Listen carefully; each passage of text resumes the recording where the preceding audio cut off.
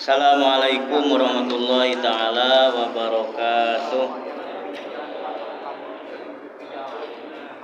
Innal hamdalillah nahmaduhu wa nasta'inuhu wa nastaghfiruhu wa nastahdihi wa na'udzu billahi ta'ala min syururi anfusina wa sayyiati a'malina.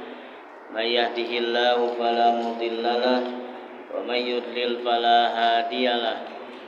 Wa asyhadu an la ilaha illallah wahdahu la syarikalah wa asyhadu anna Muhammadan abduhu wa rasuluhu la nabiyya wa la rasula ba'da. Allahumma shalli wa sallim wa barik wa karim ala sayyidina Muhammad ibn Abdillah wa ala alihi wa sahabatihi wa man tabi'ahu ila yaumil qiyamah.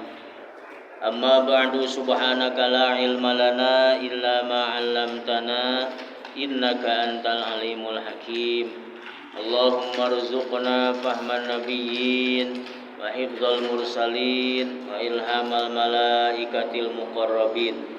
Allahumma inna nas'aluka ilman nafi'a wa rizqan thayyiba wa amalan mutaqabbala.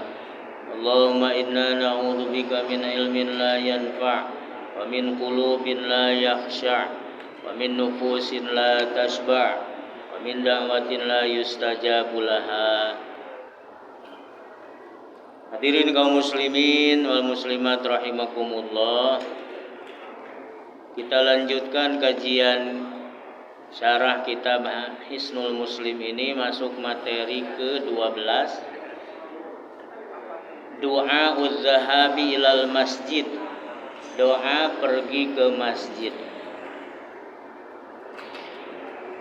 Allahumma ja'al fi qalbi nura wa fi lisani nura wa fi sam'i nura wa fi basari nura wa min fawqi nura wa min tahti nura wa an yamini nura wa an shamali nura wa min amami nura wa min khalfi nura waj'al fi nafsi nura wa'azim li nura wa'azim li nura. Wa'azim ya, bukan wa'azam. Di situ rasanya wa'azam. Wa'azim li nura waj'al li nura waj'alni nura. Allahumma a'tini nura waj'al fi 'asabi nura wa fi lahmi nura wa fi dami nura wa fi sya'ri nura wa fi bashari nura. Allahumma ja'al li nura fi Allahumma ja'al li nuran fi qabri wa nuran fi 'idhami wa zidni nura wa zidni nura wa zidni nura wa habli nuran ala nur. Allahumma ja'al fi qalbi nura. Ya Allah, jadikanlah cahaya di hatiku. Ij'al di sini bimakna khalaqa. Ja'ala bimakna khalaqa. Jadi di kitab ini diterjemahkan, ya Allah, ciptakan di dalam hatiku cahaya. Wa fil lisani, dan lidahku cahaya. Di pendengaranku, di penglihatanku cahaya. Di depan, di atasku dan di bawahku cahaya.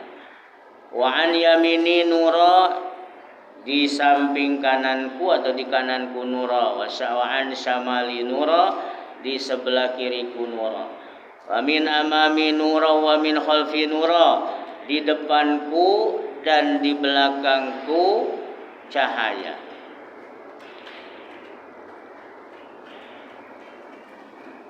Waj'al fi nafsi nura, dan jadikanlah cahaya dalam diriku.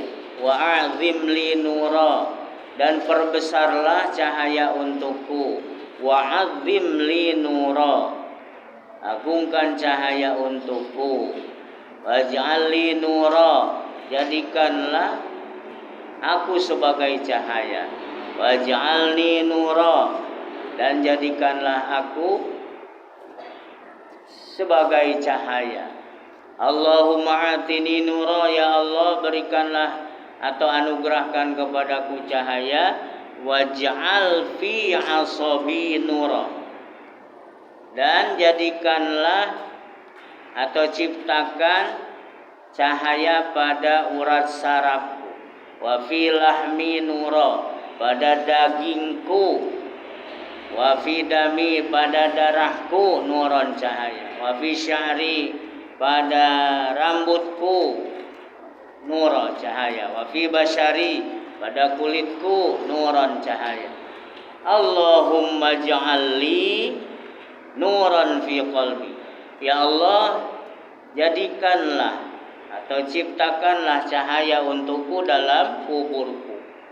Wa nuran fi idhami, dan cahaya dalam tulang-tulangku. Wa zidni nura, wa zidni nura, wa zidni nura, dan tambahkanlah untukku cahaya sampai 3 kali. Wa habli nuran ala nur, dan karuniakanlah kepadaku cahaya di atas cahaya. Hadis riwayat Imam Al-Bukhari dan At-Tirmidzi. Sahabiyul hadis, yang menjadi sahabat perawi hadis ini, huwa Abdullah bin Abbas radhiyallahu taala anhu. Dia adalah Abdullah bin Abbas radhiyallahu taala anhu. Imam Al-Qurtubi, qala Al-Qurtubi rahimahullahu taala, Imam Al-Qurtubi berkata, anna hadzal anwar allati da'a biha Rasulullah sallallahu alaihi wasallam, cahaya-cahaya yang dimohonkan oleh Rasulullah sallallahu alaihi wasallam itu, yumkinu hamlaha ala zahiriha, mungkin saja bermakna cahaya yang dalam arti hakikat, ya, sinar, sesuatu yang bersinar. Fa yakunu sa'alallahu ta'ala ayyaj'ala lahu fi kulli udwin min a'dha'ihi nura, sehingga beliau memohon kepada Allah cahaya itu dijadikan pada setiap organ tubuhnya dari organ-organ tubuhnya. Yastadi'u bihi yaumal qiyamati, yang nantinya bisa menerangi yaumal qiyamati, pada hari kiamat, fitil kadzulmi, pada waktu kegelapan di saat itu. Wa man tabi'ahu, dan hal itu juga berlaku untuk orang-orang yang mengikuti beliau, mengikuti Nabi sallallahu alaihi wasallam. Au man sya'allahu minhum, atau orang-orang yang Allah kehendaki untuk mendapatkan cahaya itu. Jadi sebagaimana kita ketahui, pernah kita jelaskan bahwa di akhirat nanti secara zahir gelap. Dalam teori fisika, puncak kiamat kubro itu tidak ada energi matahari. Setelah matahari didekatkan, kemudian dalam teori fisika, tapi ini menurut sebagian teori fisika bahwa nantinya hilang energi matahari itu sehingga redup dan gelaplah alam ini. Salah satunya kalau ditelisik bahwa sesuai dengan hadis Nabi Sallallahu Alaihi Wasallam yang ini atau yang lain yang menyatakan 7 golongan yang akan mendapatkan naungan Allah, dalam hadis yang populer kita baca, kita dengar, sab'atun yudhilluhumullahu yauma la dhilla illa dhillu.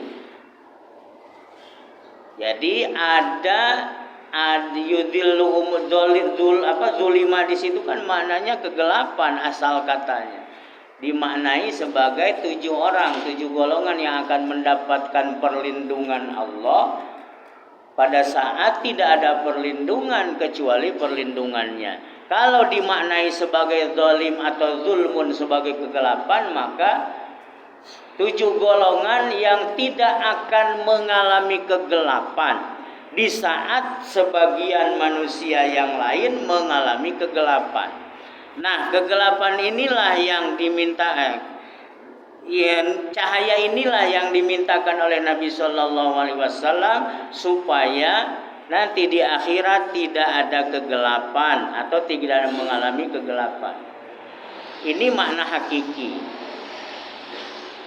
Wal ula ayyuqala akan tetapi yang lebih utama hiya musta'aratun lil ilmi wal hidayah, bahwa makna cahaya pada hadis ini sejatinya diartikan musta'arah wal hidayah. Artinya apa? Kiasan untuk menyebutkan al-ilmu wal hidayah, ilmu dan petunjuk Allah Subhanahu wa taala. Sebagaimana firman Allah Subhanahu wa taala, kama qala ta'ala fi suratiz Zumar. Pada Quran surat Az-Zumar ayat 22.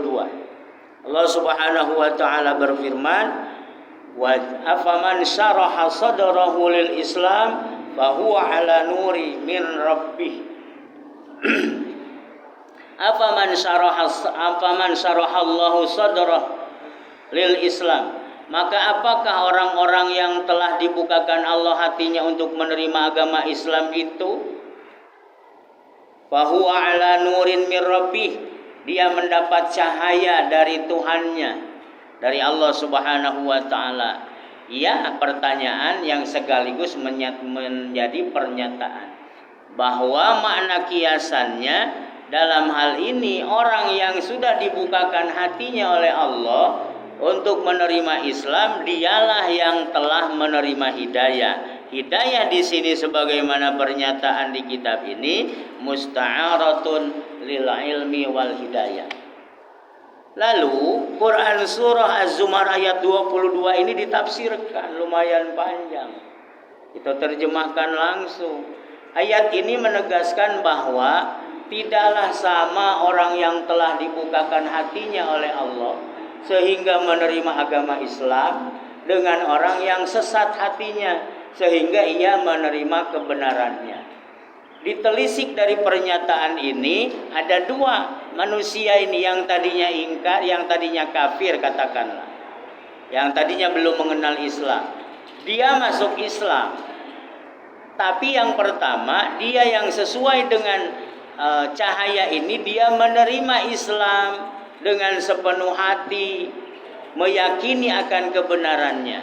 Tapi di sisi lain ada orang yang mengaku diri Islam, masuk Islam, tapi dalam praktiknya dia jauh dari perilaku keislaman.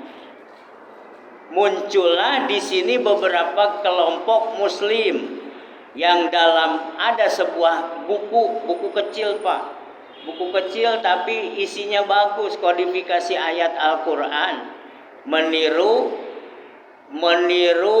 kitab Al-Mu'jam Al-Mufahras li Al-Fadhil Quran yang dikarang oleh Profesor Dr. Muhammad Fuad Abdul Baqi. Nah, di kitab itu orang yang kalau yang Mu'jam itu orang Timur Tengah yang mengarang, yang menyusun. Tapi kalau yang ini kodifikasi Quran orang Indonesia. Di sana dia mengklasifikasikan manusia, di antaranya ada yang muslim yang sudah menerima Islam tapi dibagi, ada yang munafikin, ada yang fasikin, bahkan ada yang murtadin. Nah, dalam hal ini hati orang-orang yang sudah menerima Islam dengan sebenar-benarnya telah melihat kekuasaan dan kebesaran Allah dalam keindahan dan keajaiban alam. Terbukalah hati dan pikirannya menerima pancaran cahaya dari cahaya Allah Subhanahu wa taala atau nur ilahi. Sebagai contoh, dalam Quran Allah menegaskan, Quran surah Al-Baqarah ayat 26. Jadi di situ Allah menegaskan bahwa Allah itu menciptakan apa? Ayadriba masalam ma ba'udatan. Allah tidak segan menciptakan sesuatu seperti nyamuk, ba'udah. Menghadapi nyamuk ciptaan Allah ini, Dua manusia terbelah. Yang pertama mengatakan bahwa nyamuk itu berasal dari kuasa dan kehendak Allah Subhanahu wa taala.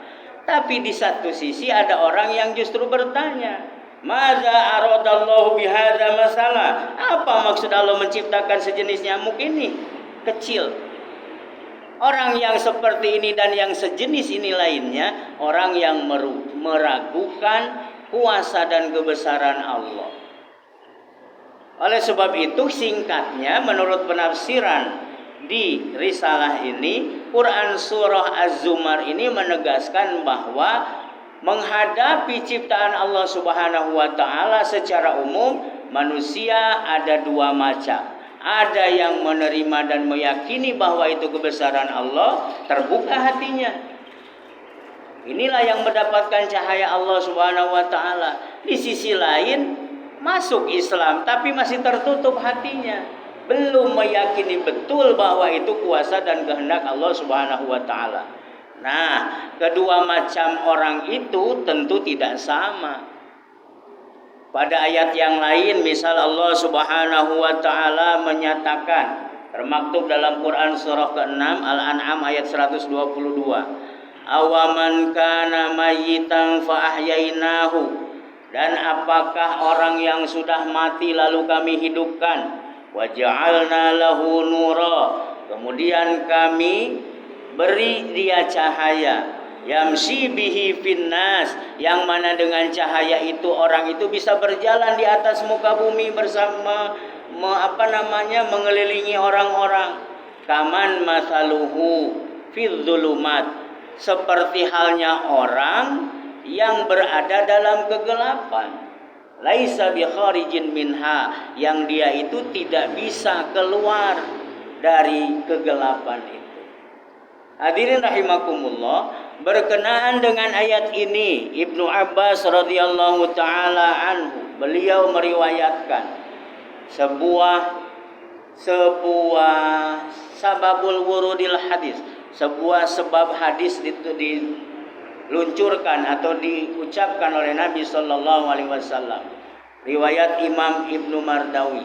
Kata Ibnu Abbas bahwa di antara orang yang telah mendapatkan atau telah dilapangkan oleh Allah dadanya untuk menerima agama Islam, yang masuk kategori 1 tadi adalah Abu Bakar As-Siddiq radhiyallahu taala anhu.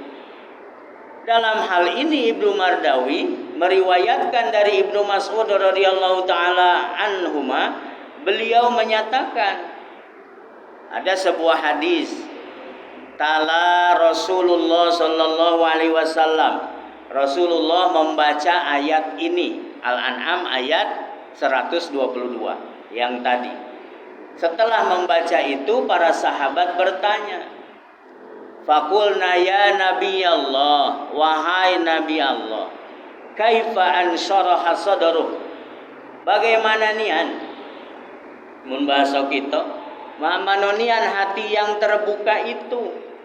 Qala Rasulullah sallallahu alaihi wasallam menjawab, idza dakhala anwarul qalbi ansyaraha wa anfasaha. Apabila cahaya menerangi hati, maka ia menjadi terbuka dan lapang. Fakulna, kemudian kami bertanya lagi, fama alamatu dzalika ya Rasulullah. Maka kalau begitu ya Rasul, apa tanda-tandanya? Qala al-inabatu ila daril khuludi.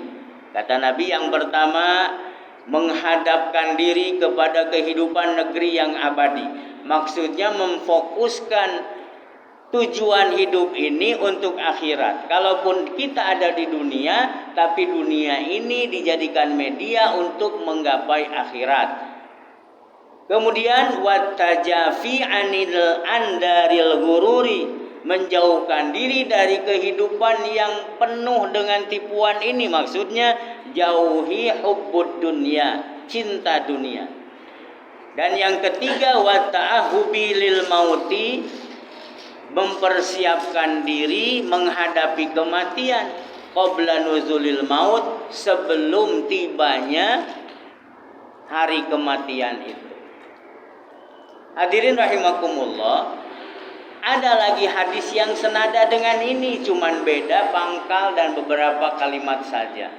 Dalam hal ini diriwayatkan oleh Imam At-Tirmidzi bahwa Ibnu Umar radhiyallahu taala anhuma menyatakan anna rajulan, bahwa ada seorang laki-laki qala berkata atau bertanya kepada Rasulullah, ya Rasulullah, wahai Rasulullah, ayyul mu'minina aqyasu, siapakah manusia beriman yang paling cerdas? Ada juga yang mentafsirkan aqyasu itu dengan ahsanu, sehingga bimakna siapa seorang mukmin yang paling baik itu. Qala Rasulullah bersabda, aktsaruhum dzikron lil maut, dialah orang yang senantiasa memperbanyak mengingat kematian. Wa ahsanuhum lahu isti'dadan, dan yang paling banyak mempersiapkan diri untuk mati itu. Apa persiapan untuk mati? Persiapan untuk mati adalah amal soleh, amal ibadah. Kita tahu bahwa Nabi Shallallahu Alaihi Wasallam menyatakan, yatba'ul mayyit salasun, yang mengikuti mayit ke pemakaman kan ada 3. Yaitu ahluhu wa maluhu wa amaluhu, keluarganya, hartanya, dan amal ibadahnya, amal perbuatannya. Fayarji'u isnani, maka kembalilah yang 2, mana? Ahluhu wa maluhu. Wa yabqa ma'ahu wahid, sedangkan yang abadi menemaninya sampai alam barzah hanya 1. Apa itu? Amaluhu. Jadi dalam hal ini sekedar mengingatkan dan menguatkan keyakinan bahwa hidup di dunia ini hanya menunggu kematian. Oleh sebab itu persiapkan diri untuk menghadapinya. Bahkan dalam sebuah riwayat dinyatakan ulama, orang-orang di zaman dulu, para salafus saleh, mereka justru menanti kematian itu supaya segera didatangkan, dalam keadaan masih ingat dengan Allah, masih semangat untuk beribadah. Khawatir kalau nanti ditunda-tunda, justru kematian itu datang ketika kita lalai dari Allah Subhanahu wa ta'ala. Lanjutan keterangan Nabi SAW ini, wa idza dakhala nuru fil qalbi infasaha wastausa'a. Kalau di hadis yang pertama tadi, idza dakhala anwarul qalbi ansyaraha wa anfasaha. Kalau di sini wa idza dakhala nuru fil qalbi infasaha wastausa'a. Dan bila mana cahaya itu, cahaya Allah sudah menerangi hati seseorang, maka hati itu terbuka dan menjadi lapang, menjadi luas. Faqalu, maka para sahabat bertanya kembali, ma ayatu dzalika ya Nabi Allah. Kalau begitu apa yang menjadi tanda-tanda orang yang sudah dipancari sinar atau cahaya Allah Subhanahu wa taala itu? Qala, Nabi Shallallahu Alaihi Wasallam menjawab, al-inabatu daril khuludi, sama dengan yang tadi. Yang pertama adalah menghadapkan diri ke negeri abadi, yaitu akhirat. Maksudnya memfokuskan diri untuk akhirat, tapi tanpa meninggalkan dunia. Karena dalam sebuah ayat ditegaskan, wabtaghi fima atakallahu darul akhirah wala tansa nasibaka minad dunya. Dan carilah apapun yang dapat mendatangkan untukmu, atau dia bisa mendatangkan untuk kalian apa? Urusan atau kepentingan atau kebahagiaan akhirat. Wala tansa, akan tetapi jangan lupa nasibaka minad dunya, bagianmu di dunia. Menurut seorang ulama kontemporer menyatakan bahwa ayat ini menegaskan hidup kita ini harus mengutamakan akhirat. Karena buktinya redaksi ayat tadi, wabtaghi fima atakallahu darul akhirah, akhirat dulu yang disebutkan. wala tansa nasibaka minad dunya. Dan jangan lupa terhadap dunia. Dari sini kalau diprosentase ke banyak kelah urusan akhirat. Dunia mah sebagian saja. Kalaupun kita dianugerahi kelebihan urusan atau material dunia ini, maka itu semata-mata harus dijadikan media untuk lebih mendekatkan diri kita kepada akhirat. Kan kenyataannya banyak Pak, Bu ya. Orang-orang yang dengan harta benda, harta kekayaan, jabatan, urusan dunia ini lalai, sehingga jauh dari Allah. Seperti halnya disindir oleh sebuah riwayat yang menjelaskan bagaimana seorang sahabat Nabi Sa'labah itu, yang ketika dia miskin, kere, fakir, tidak ada pemasukan, tidak ada kelebihan dari harta yang dia miliki, bahkan pakaian pun sekali cuman 1 setel saja, atau cuman beberapa setel, 2 setel saja. Kalau yang satu kering baru memakainya, yang satu dijemur atau dicuci dan seterusnya. Kemudian dia menghadap Nabi untuk didoakan menjadi orang kaya, didoakanlah oleh Nabi Shallallahu Alaihi Wasallam. Kemudian pada singkat waktu, Sa'labah menjelma sebagai seorang pengusaha peternak kambing yang sukses. Mulai sehari dak ke masjid, baru 10 tuh kambingnya, dombanya, terus sampai ke ratusan, ribuan. Lupa dia dengan masjid. Mana Sa'labah? Sibuk ngurusi kambing. Nah ini yang jangan sampai terjadi. Maka dari itu, yang pertama al-inabatu ila daril khuludi, menghadapkan diri kepada negeri abadi yaitu akhirat. Yang kedua wattajafi an daril gururi, senantiasa menjauhkan diri, menghindarkan diri dari negeri yang penuh dengan tipuan ini. Yang ketiga wal isti'dadu lil mauti qabla nuzulil maut, dan mempersiapkan diri dengan persiapan yang hebat, dengan persiapan yang maksimal untuk mati sebelum datang kematian itu sendiri. Kemudian hadirin rahimakumullah, sebagai penutup, diriwayatkan oleh Imam At-Tirmidzi dari Ibnu Umar radhiyallahu taala anhuma bahwa Rasulullah sallallahu alaihi wasallam bersabda, la tuksirul kalami bighairi dzikrillah. Jangan pernah kamu memperbanyak pembicaraan tanpa menyebut asma Allah. Artinya sebanyak-banyak kita duduk kemudian ngobrol, banyak-banyak pula berzikir mengingat Allah Subhanahu wa taala. Tapi ada pepatah mengatakan, hadirin rahimakumullah, khairul jalisi al-kitab. Sebaik-baik teman duduk adalah buku atau kitab. Maka kalau bisa setiap kita duduk sambil maco. Tuh orang-orang yang sudah pensiun, duduk di beranda rumah menjelang sore atau menjelang siang di pagi hari sambil ngopi, baca buku. Dari dulu kemana? Sibuk. Inilah pensiun, alhamdulillah ada kesempatan. Maaf yang sudah pensiun. Kemudian fa inna kasratal kalami bi ghairi dzikrillah qaswatun lil qalbi. Ketahuilah sesungguhnya banyak bicara tanpa menyebut asma Allah, tanpa zikrullah, menyebabkan hati menjadi keras. Wa inna ab'adan nasi minallahi ta'ala, dan ketahuilah juga sesungguhnya orang yang paling jauh dari Allah, al-qalbul qayisu, adalah orang yang keras hati. Hadirin kaum muslimin rahimakumullah, mudah-mudahan kita termasuk orang yang dianugerahi cahaya oleh Allah Subhanahu wa taala, sehingga cahaya itu bisa bermanfaat bagi kita nanti di akhirat kelak. Amin Allahumma ya rabbal alamin. Hudma safa wa da'ma qadar. Subhanakallahumma wa bihamdika asyhadu an la ilaha illa anta astaghfiruka wa atubu ilaik. Assalamualaikum warahmatullahi wabarakatuh.